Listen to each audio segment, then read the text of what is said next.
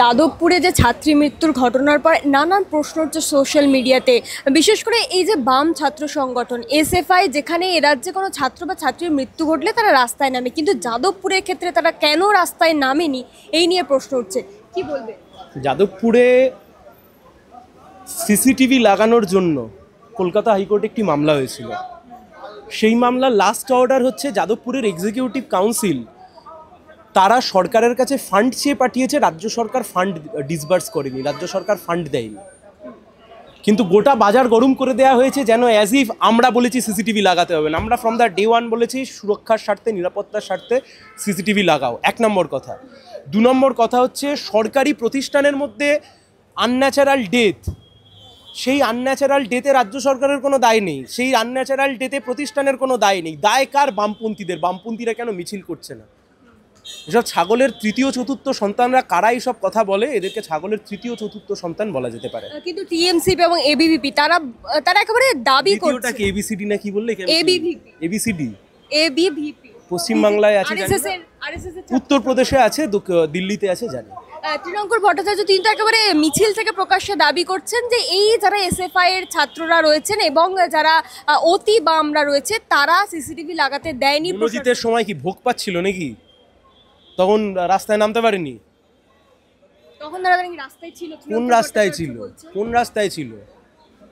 মনোজিৎ তোর মানে একদম পুরো ডান দিকের ভাই, গল্প দেওয়ার জায়গা পায় না। রাত 10টা অবধি নিজের কোলের ছেলে, প্রায় সে গুণধর ছেলে, রাত 10টার সময় গিয়ে ইউনিয়ন রুমে ধর্ষণ করছে। লজ্জা আছে? দোকান কাটার দল, অসভ্য, বর্বর, মিথ্যাবাদী।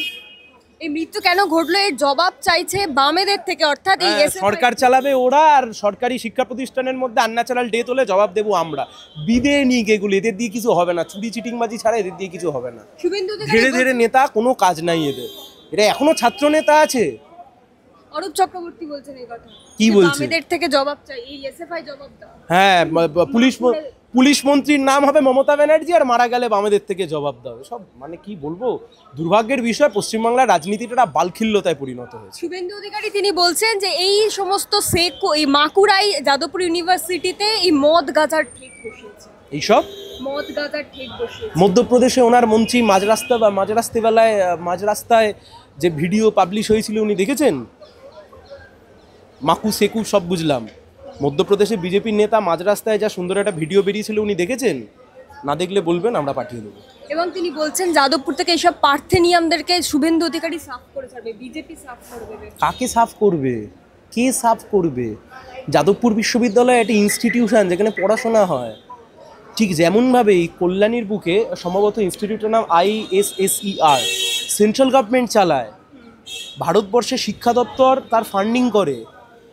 সেখানে আজ থেকে 4 সপ্তাহ আগে একটি আনন্যাচারাল ডেথ ঘটেছে, সেখানে নেশাদ্রব্য খুঁজে পাওয়া গেছে। বিজেপি দায় নেবে না? অবশ্যই আমি বলছি, যাদবপুরে পাওয়া গেলে যেমন রাজ্য সরকার দায় নেবে, যেমন কোনো কেন্দ্রীয় বিশ্ববিদ্যালয়তে যদি এটা পাওয়া যায় কেন্দ্রীয় সরকার দায়িত্ব নেবে না? যারা যাদবপুরে সিসিটিভি বসাতে চাইছে আমরা বলছি হ্যাঁ যাদবপুরে সিসিটিভি বসাও, কিন্তু যাদবপুরে সিসিটিভি বসাবো আর কেন্দ্রীয় নির্বাচন কমিশনকে যখন সিসিটিভি ফুটেজ চাইবো কেন্দ্রীয় নির্বাচন কমিশন বলবেন না না সিসিটিভি ফুটেজ দেবো না। এই দুটো দ্বিচারিতা তো একসাথে চলতে পারে না। এসএফআই নাকি বসাতে দিচ্ছে না। কি বসাতে দিচ্ছে না? কে বলেছে?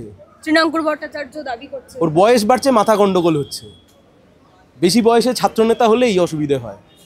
শুভেন্দু অধিকারী বলছেন যে অন্যান্য ইউজিসির অন্যান্য যারা ইউনিভার্সিটির যে পরিবেশ, যাদবপুর ইউনিভার্সিটিতে সেই পরিবেশ এই এসএফআই এবং যারা অতি বাম ছাত্ররা রয়েছে তারা বসতে দেয় না। এই পরিস্থিতিটাই তৈরি করতে। ভুলভাল কথা বলছেন উনি। সারাদিন ধর্মের রাজনীতি করুক, ওইটুকুই ওনাকে শোভা পায়। উনি কেন বেকার যাদবপুর নিয়ে হেজাতে যাচ্ছেন? হেজিয়ে ফেলছেন তো।